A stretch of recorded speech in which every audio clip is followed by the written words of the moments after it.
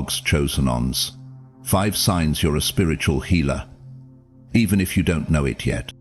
They never called you a healer. Not your family, not your church, not even you.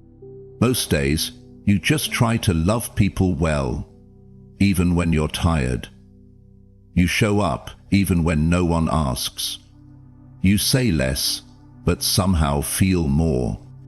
And still, something follows you. The broken find you in grocery aisles. The weary linger in your presence. The suffering seem to breathe deeper when you're near. You never prayed for a title, but your presence became a temple. You didn't ask for this calling, but heaven assigned it anyway. Not through a spotlight, through stillness, not through a platform, through presence. Because when God marks a healer, they don't perform, they simply exist, and the room begins to change. So if you've ever felt the ache of others, held space for people who never thanked you, or wondered why you always carry peace that no one sees, this wasn't random. This wasn't weakness. This was heaven's quiet confirmation. You were chosen to heal even before you had a name for it. And if that truth whispers something deep in your soul right now, this message was written in heaven with your name on it, the hidden healer within. There's a kind of loneliness that doesn't come from being alone.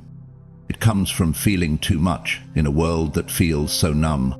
You learned early how to sit quietly at family dinners, even when your spirit was screaming for someone to notice what no one else could see. You felt the shift in a room before anyone spoke. You heard sadness in your mother's voice when she said she was fine. You watched your friends laugh at school while something heavy sank in your chest, and you couldn't explain why. You didn't know then that it was a gift. You just thought something was wrong with you. You were always too sensitive, too quiet, too intense. They told you to toughen up, stop overthinking, stop caring so much. But how do you explain to someone that you weren't trying to kill? You just couldn't turn it off? You didn't ask to be the one people confide in at bus stops. You didn't ask to carry stories that strangers whisper to you in checkout lines. You didn't ask to be the one who feels what others bury. And yet, somehow, they always found you. The hurting, the overlooked, the misunderstood. Because even if you never wore the title, your presence carried something sacred. Your stillness made people feel safe. Your silence gave them permission to breathe again. This is what the world never told you. You were never weak. You were wired for healing.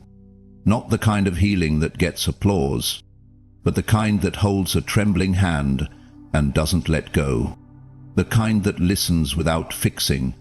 The kind that sees pain and doesn't flinch. You didn't study it, you became it. Through every wound you carried in silence. Through every night you cried and didn't know why. God wasn't punishing you, He was preparing you. Because real healers aren't made through status. They're made through sorrow. Through sitting in pain long enough to recognize it in someone else's eyes. And whisper, "Me too." So now, when you walk into a room, people feel different.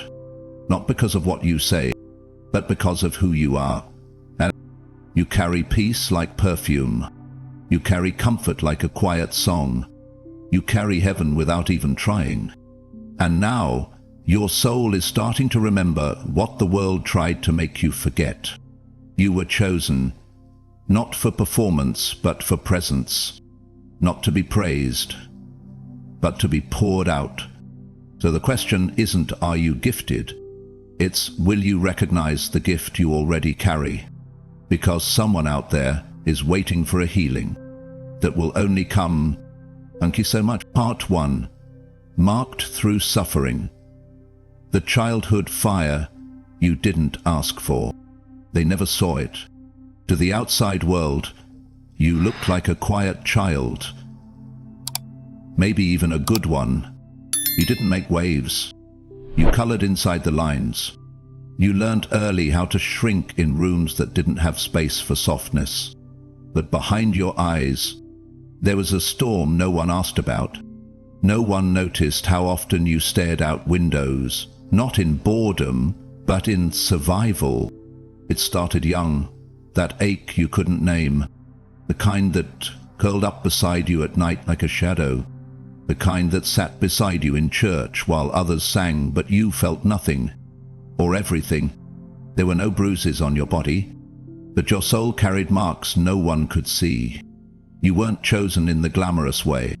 You were chosen in the silent way.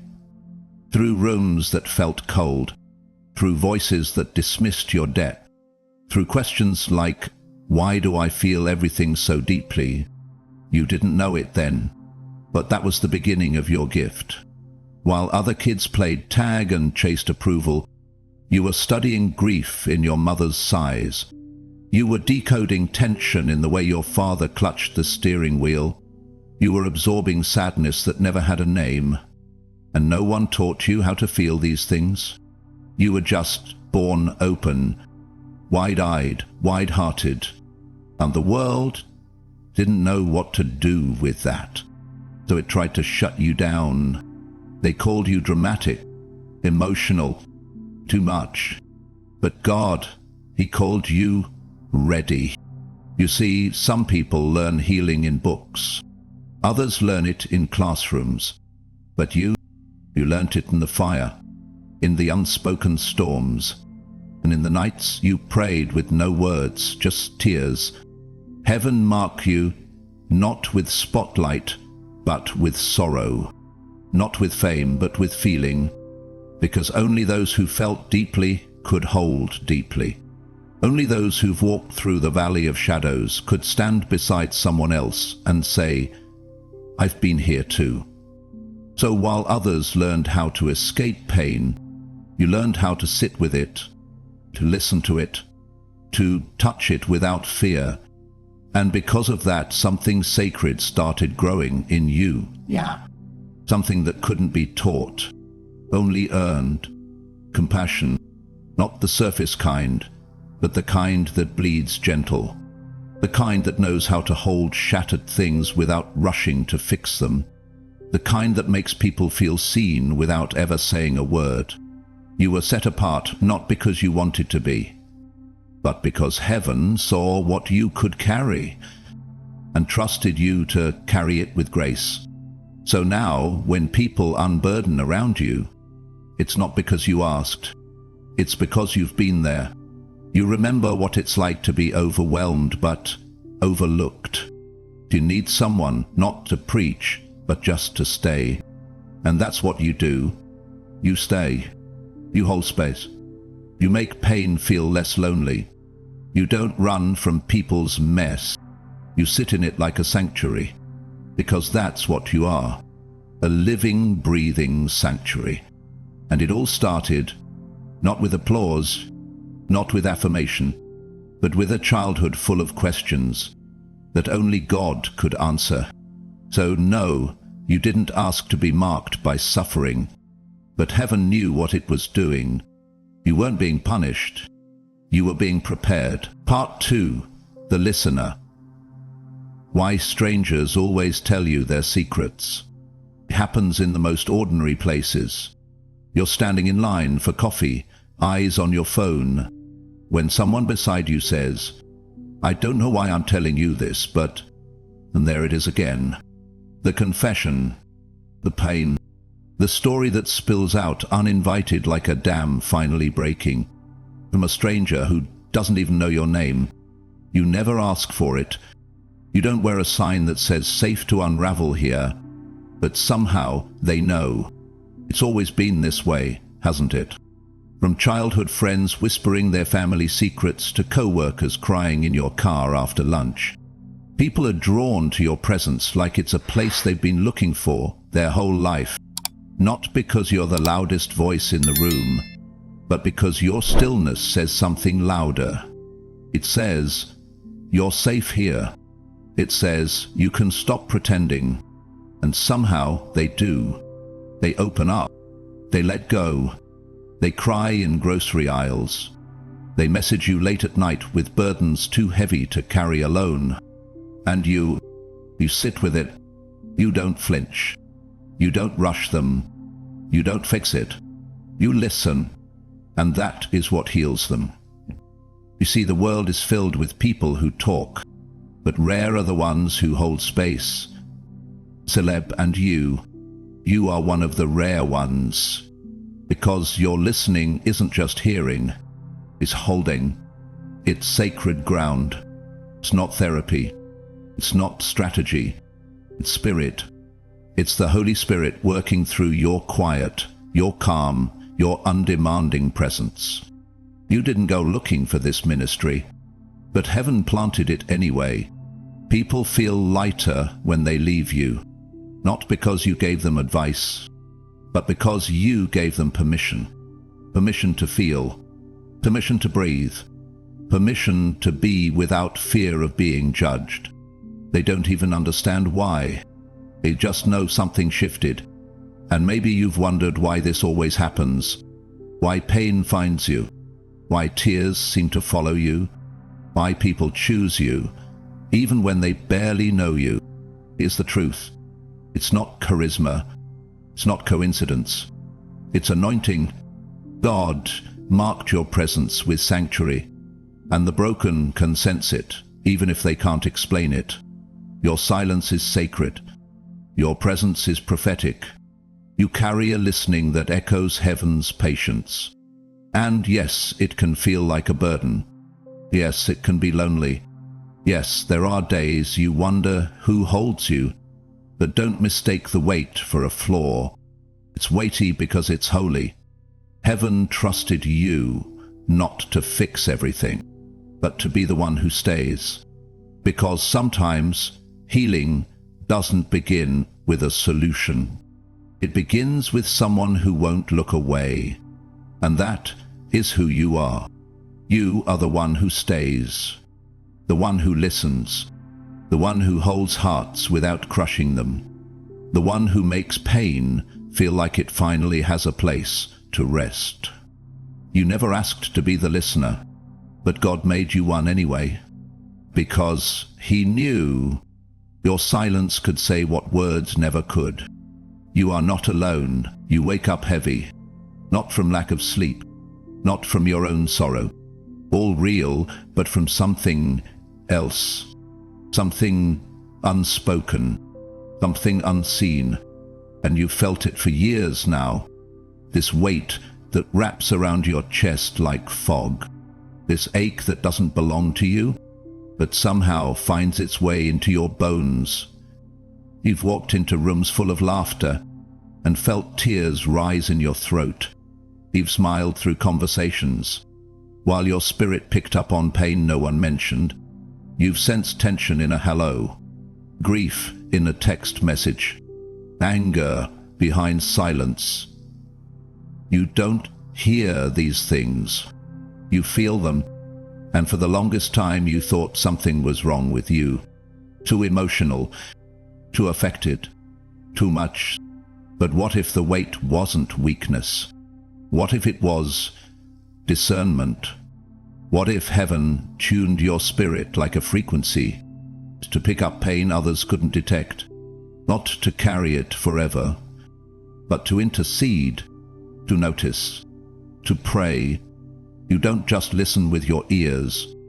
You listen with your body, your skin, your breath, your spirit.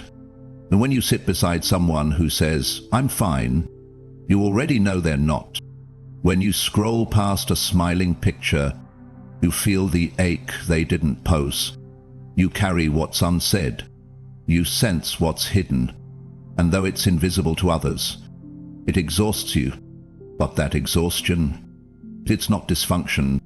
It's spiritual sensitivity. And it's one of the clearest signs of a healer's heart. God trusted you with this because He knew you wouldn't weaponize it. He knew you wouldn't gossip with it. He knew you wouldn't shame it. He knew you'd weep, that you'd cry in the middle of the night, and not even know why. only that someone somewhere was breaking, and your spirit caught it before your mind did. And yes, it's overwhelming sometimes, to feel so much, to hold so much, to be tuned in when all you want is to turn off. But hear this, the weight isn't punishment, it's placement. Real, you've been positioned in the spirit, not to fix the world, but to stand in the gap, to pray when no one else is praying, to notice when no one else is noticing, to release what others buried, back into God's hands, because you were never meant to keep the weight, only to catch it and return it to heaven. So yes, your peace gets disturbed, but that's not a curse, that's a call. And if you've been feeling burdened lately, if you've been tired without explanation, if your spirit's been aching and you can't trace it back to your own life, don't dismiss it, don't numb it, don't drown it. Bring it to God. Say, Lord, I lift what I cannot name, I release what I cannot carry. Let your spirit do what I cannot, because that's what a spiritual healer does. Not just feels the pain, but transfers it to the one who can transform it. You were never asked to carry every burden, but you were chosen to notice them, to pray over them, to give heaven a place to move. That's why the weight found you, not because you were broken, but because you were trusted. And that kind of trust, that's holy ground. You never looked away, even when others did. Even when the moment got uncomfortable, when the person in pain started shaking, when the tears came too fast, too raw, you stayed. Not because you had the answer, but because you saw something worth staying for. You've always been this way, drawn to the outcast, moved by what others called a mess. Curious about the quiet kid in the corner no one invited to the table. You never chased the polished. You gravitated to the forgotten, not out of pity, but because your spirit recognized sacred ground where others only saw ruins. Where others stepped back in discomfort, you stepped forward in compassion. You see, most people fear broken things. They want neat. They want pretty. They want whole. Because you were born with the eyes of a restorer. You look at what's shattered and ask, what could rise from this? You look at people and don't see their mistakes. You see their becoming. You don't run from jagged edges. You honor them because you've had your own. And when someone's story spills out in fragments, when their voice trembles with shame, when they say, I'm too much, I'm too broken, you don't flinch. You say, I see you, and I'm not going anywhere, because you know what it's like to be on the other side, to be misunderstood, to be discarded, to be treated like a project. When all you needed was a person, you never forgot that feeling. And now you offer what you never received. Presence, without pressure. Hope, without condition. Love, without a deadline. This is your anointing, not to rescue, not to fix, but to reflect the one who does, because God is drawn to broken things too. Not because he needs to feel needed, but because he knows where there's a crack, there's room for light to pour in. And you, healer, you carry that light. You walk into broken rooms and feel life starting to stir. You sit next to shattered people and say nothing, but still they begin to breathe again. You've likely been told, you're too trusting, you give too much, but you weren't made for transaction. You were made for transformation. See the sacred where others see the discarded. You feel God's hand still resting on lives the world gave up on. And that vision, that lens, it's not naivety. It's heaven. It's the same spirit that hovered over chaos in Genesis and whispered, let there be light. You walk with that whisper in you. You carry that creative compassion, not just to comfort, but to call forth what still lives beneath the pain. So if you've ever wondered why you're drawn to the broken, why you can't look away from what others avoid, why your heart aches for people others gave up on, it's because you were never meant to abandon wreckage. You were sent to walk among it and remind it what it was created to become. You were not sent to cover up the cracks. You were sent to prove that light still shines through them, because you don't just see beauty in broken things. You remember it. You remember the moment your own ruins began to bloom. You remember the love that found you in your lowest place. You become that love for others, to make them whole, but to show them they already are. Part 5. Your peace is prophetic, healing through presence, not performance. You never tried to impress a room, and yet it always quieted when you walked in, not because you demanded anything, but because your spirit carried something different, something ancient, something still. You've probably heard it before. You have a calming presence. I don't know what it is, but I feel better when I'm around you. And you'd smile, shrug it off, thinking it was just your personality. But it's not. It's not charm. It's not charisma. It's not vibes. It's peace, the kind that doesn't come from practice, but from presence. The kind born in private battles. The kind forged in midnight worship. The kind you don't talk about, but you carry like a fragrance. Because peace like this doesn't arrive easily. It's purchased through surrender, through heartbreaks you didn't post about, through valleys no one knew you walked through prayers you whispered in the dark. God, just help me breathe through this. And he did. He met you in silence. He comforted you without words. He taught you how to rest when everything was shaking. Now your stillness speaks, not loudly, but with authority. It calms storms you didn't even know existed in others. It interrupts anxiety just by being in the room. It softens the edges of someone else's panic just by staying near. You don't preach. You don't push. You don't perform. But somehow your presence prophesies. It declares, you're safe here. You're seen. You don't have to try so hard. And that's what makes it divine. Because real peace doesn't come from knowing everything. It comes from knowing him. And you've walked with him long enough to let his peace leak through your pores. You've learned that loud doesn't equal powerful. You've learned that stillness doesn't mean stuck.